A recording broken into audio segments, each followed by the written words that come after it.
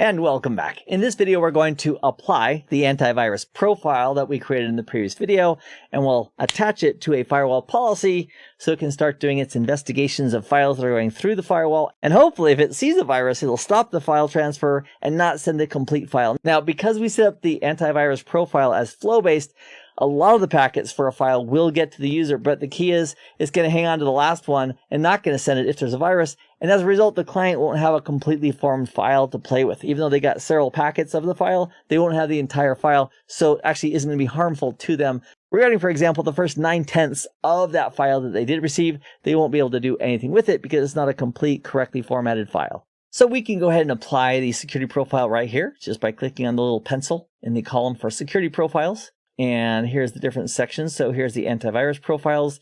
There's our AV profile. So with the antivirus profile highlighted here, and also down here under the SSL inspection options, we have our SSL outbound inspection profile also highlighted. We'll click on apply. So next, let's go to some clients here on the inside. I've got a Windows machine. I've also got a Linux machine. And let's go out to the internet and grab some either test files or live files. And again, we want to be a little bit, mindful of what we're going to bring down or download, because if these machines, if we don't have snapshots or if we have integration between our lab environment and our production network, we definitely don't want to be the instigator of a live malware file or virus file on our local network that we got just from testing. So with these two machines with snapshots in place and some pretty good isolation of those machines from the rest of my network, let's go ahead to this first machine, which is a Linux machine. So let me bring that up. So this is the machine in fact, let me just right click and go to snapshots and say restore snapshot.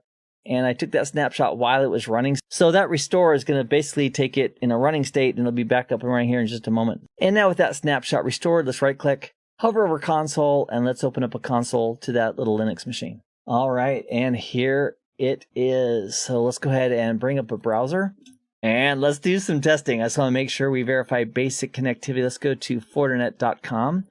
And also what I want to do here is I want to verify that the SSL inspection and decryption is working, because if we have clients going through HTTPS sessions and they're downloading malware, if the firewall can't get in the middle of that, and that would be because we didn't have an SSL inspection profile that was doing the deep inspection, that could cause a virus or malware or malicious file to make it through without proper analysis. So we'll click on the lock here where it says connection is secure. We'll click on that, and certificate is valid. Yep, it's signed by my CA I have here in the lab. Fantastic. All right, so let's go ahead and find some sample malware that won't be too harmful. So let's do a quick search. So I'm going to do a quick search here for sample malware file for testing. And I was testing earlier, and oh my goodness, there's a lot of good stuff out there, and there's a lot of risky stuff out there. So there's some sample files from Palo Alto. Here's some sample files from ICAR. Let's go ahead and go there. We'll right click, open that in a new tab. And web filter. Okay. So right here, the only security profiles I have associated to the antivirus and the SSL outbound inspection, and it's complaining about a certificate saying that it is expired.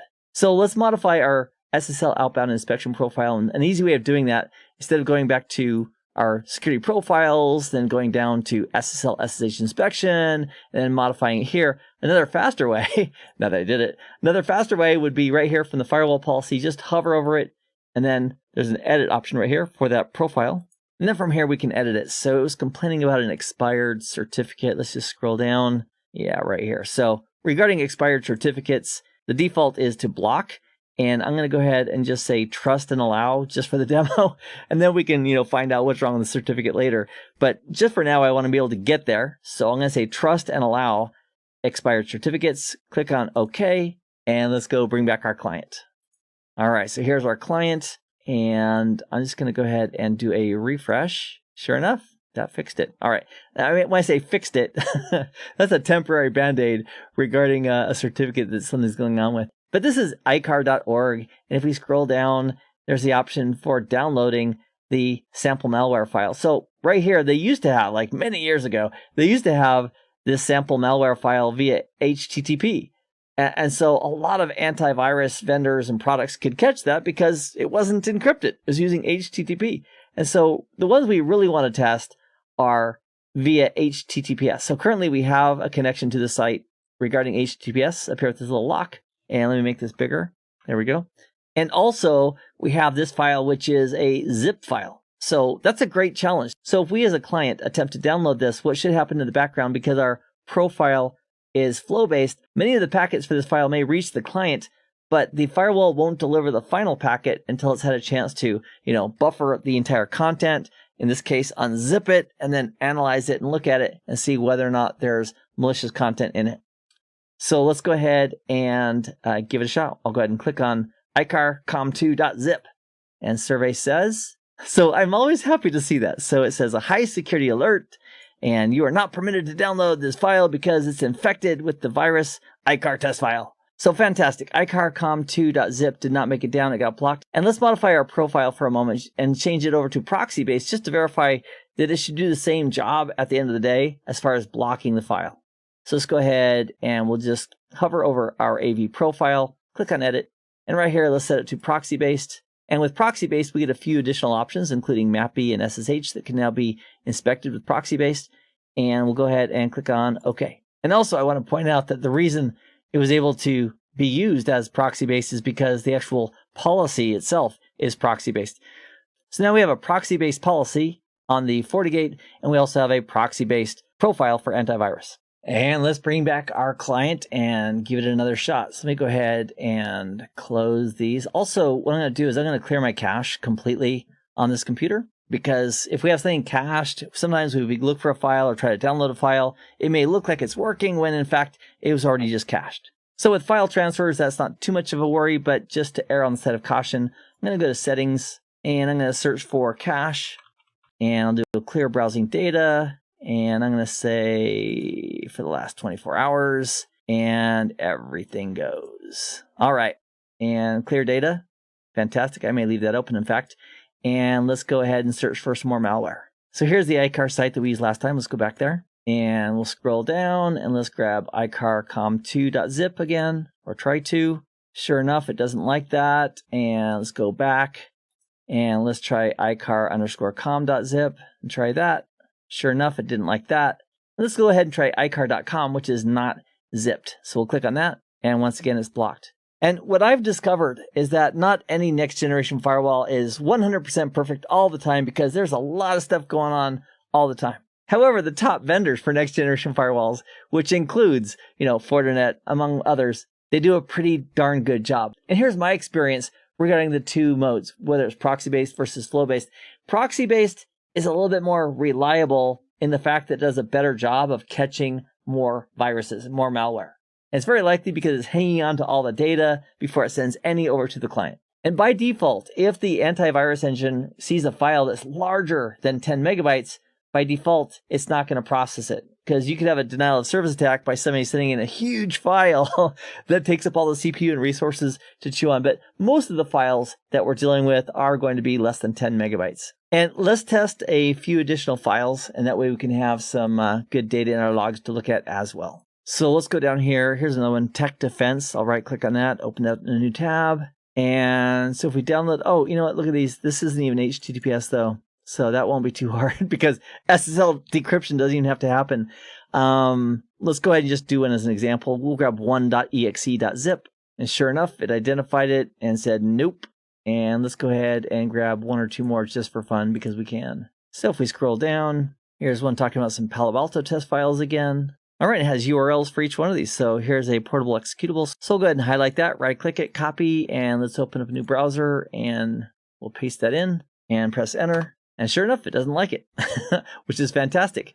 Let's go grab another one. So let's grab another one. Here's an APK, also protected with HTTPS. So we'll right click that, copy it, open a new tab, right click, paste and go. And once again, it's been blocked. And let's go ahead and try one more. Boy, there's a lot of people talking about the icar test file. And here's one from Fortinet, but I think it's just pointing back to icar once again. And let's see if we can find one more here. And if we wanted to go ahead and download, like stolen software and stuff, it's very likely a lot of that stuff has malware in it. But it's always better to err on the side of caution when you can and avoid live real malware. All right, I've got one more here that I want to just test real quick. And this is at ipinfo.info. On the left-hand side, I've got test virus identified. Oh, and these are icar again. Just different ways of packaging them.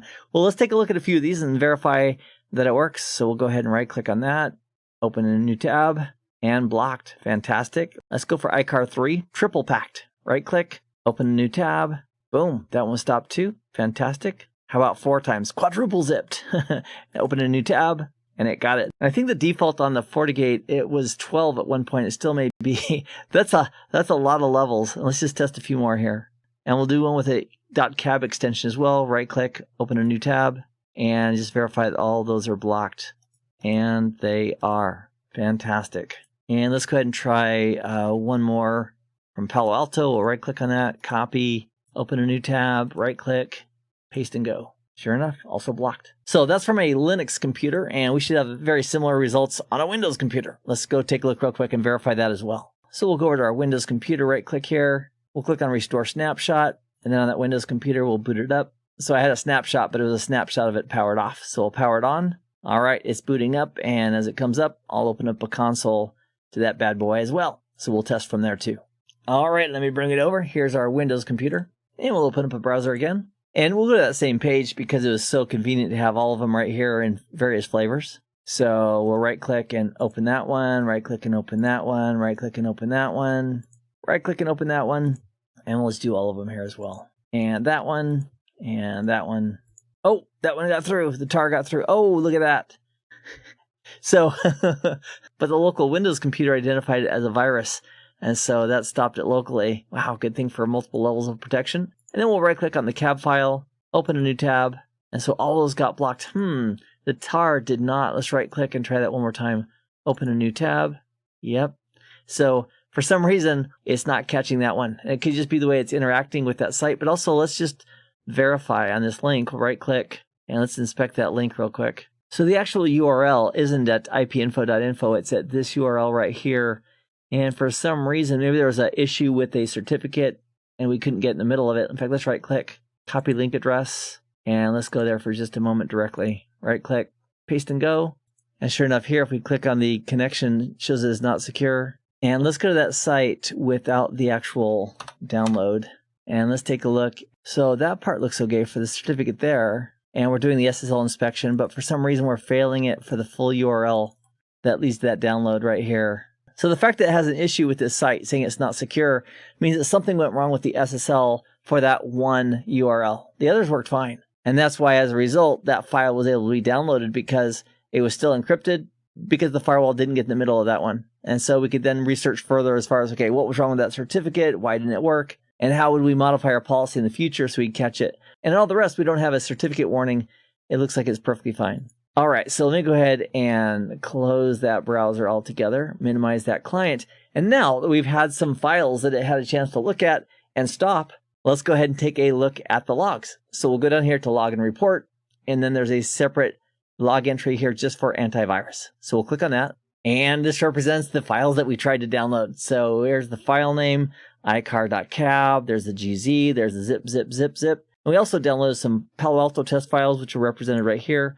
So we just grab one of those and we click on details and scroll down. Here it'll show us the name of the file, the action that it was blocked. Under antivirus, it has the name of the profile that identified it. And if we grab another one like this one right here, once again, it's our AV profile that identified it. The action was to go ahead and block it. This came from our firewall policy with a policy ID of 1. And at the bottom it has the virus category that it placed it in. And let's also, because we added a widget for it in a previous video, let's go back to dashboard and to status. And here we have our advanced threat protection. And here it's showing us in our threat protection statistics, the number of malicious files that it's seen. Now, there is a slight delay on this platform, on the firewall that I currently have, between the time it's identifying a malicious file and then updating it here. So I would expect after a few more minutes that this will be updated as well. And in the next video, what we get to do is I like to demonstrate how important it is to have the appropriate SSL inspection on our traffic so that the firewall can see the naked data. And we'll have a front row seat to what that looks like in the very next video as we demonstrate that. So I'll see you there in just a moment. Meanwhile,